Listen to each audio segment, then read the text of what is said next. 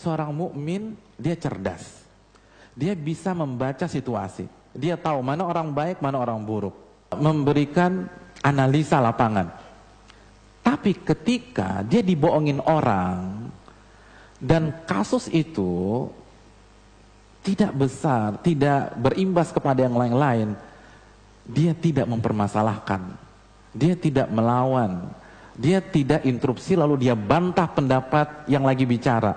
Nggak penting bagi dia, karena dia karim, karena dia orang yang mulia, karena dia dididik oleh Islam menjadi orang besar, dan orang besar hanya mengurus perkara-perkara besar. Orang besar nggak ngurus perkara-perkara kecil. Kira-kira kalau ada rapat RT, RI 1 datang nggak? Nggak datang. Karena level RI 1 sidang kabinet, bicaranya sudah Sabang sampai Merauke, bukan tingkat RT lagi.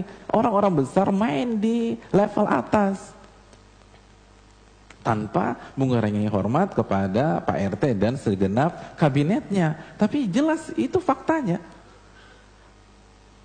Nah, mukmin juga demikian.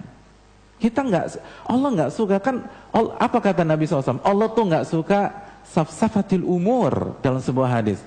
Allah tuh nggak suka kita ngurusin yang kecil-kecil, yang perintilan-perintilan tuh Allah nggak suka. Jadi kalau ada, nggak setiap ucapan tuh dibantah, nggak setiap sebuah statement di sosmed dikomenin. Waktu habis, Anda dihisap sama Allah. Apalagi cuma masalah-masalah dunia. Bukan berarti tidak boleh ya, tapi yang sekarang terjadi udah kebablasan. Orang besar hanya ngurus masalah besar. Apa masalah besar? Antum cek surat Al-Hajj ayat 1. Allah mengatakan inna zalzalata sa'a syai'un azim. Huru-hara hari kiamat itu masalah besar, kata Allah Subhanahu wa taala. Orang besar hanya ngurus masalah besar. Kita harus berpikir apa yang bisa kita jawab pada hari itu. Bagaimana kita berhadapan dengan Rabbul Alamin? Apa alasan kita kalau Allah bongkar semua skandal kita? Itu masalah kita. Adapun masalah dunia, dibully, digibai, nggak usah antum pikirin. Buat apa konferensi pers hanya untuk bela masalah dunia? Itu masalah kecil.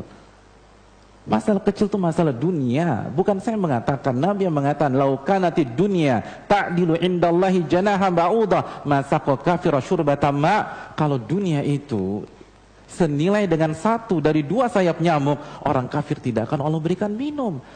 Sehingga maksudnya apa? Maksudnya ketika kita melihat orang kafir bisa menikmati dunia, bahkan orang terkaya pertama di dunia orang kafir, orang terkaya kedua di dunia orang kafir, itu menunjukkan dunia nggak ada artinya dan lebih rendah dari 1 dari 2 sayap nyamuk. Itu masalah rendah. Jangan sampai membuat galau hati kita. Jangan sampai seluruh pembicaraan kita di sosmed gara-gara dunia. Jangan masalah gara-gara dunia akhirnya bantah-bantahan sama orang. Sesuatu yang nggak berharga nggak usah dihargai, diketawain orang. Nggak semua bully ditanggapi, nggak semua fitnahan ditanggapi. Makanya Nabi difitnah 13 tahun, nggak pernah ada press conference tuh.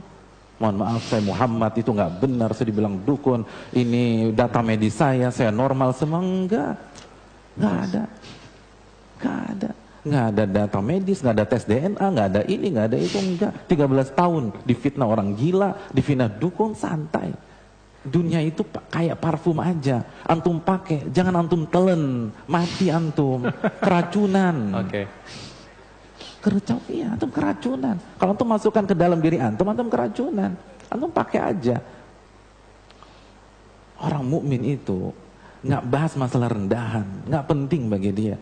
Tapi kalau udah bicara dosa, bicara adab kubur, bicara berhadapan dengan mungkar dan nakir, iya, dia pay attention di sana. Dia akan dengar. Dia tahu dia akan berhadapan dengan Allah.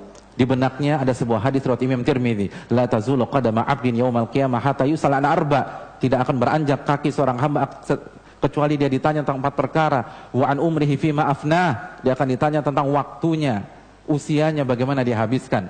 Dalam riwayat wa an syababiha fima ablah. Dia akan ditanya tentang waktu mudanya. Itu waktu muda dari balik sampai 40 tahun akan Allah bongkar sehabis-habisnya. Klub mana aja yang udah kita kunjungi, pub mana saja yang sudah kita kunjungi, daftar cewek kita itu diinterogasi semua, atau cowok-cowok kita diinterogasi semua dibongkar sehabis-habisnya. Wa an syababiha fima ablah, apa yang sudah masuk ke dalam tubuh kita itu di audit semua, mulai dari pil koplo, gorila, sampai sabu, sampai semua dibongkar. Masa muda dihabisi oleh Allah Subhanahu wa taala kecuali kita bertobat kepadanya. Jangan senyum ketika Anda bermaksiat kepada Allah. Memang Allah kasih delay, nanti kena. Kalau mau senyum nanti di akhirat. Sekarang ada gunanya. Seorang mukmin dia tahu itu, makanya masalah-masalah ini nggak penting. Yang terpenting adalah bagaimana hak Allah Jalla wa'ala, bagaimana hak Rasul Sallallahu Alaihi Wasallam, bagaimana hak orang tua, sudah saya tunaikan atau belum.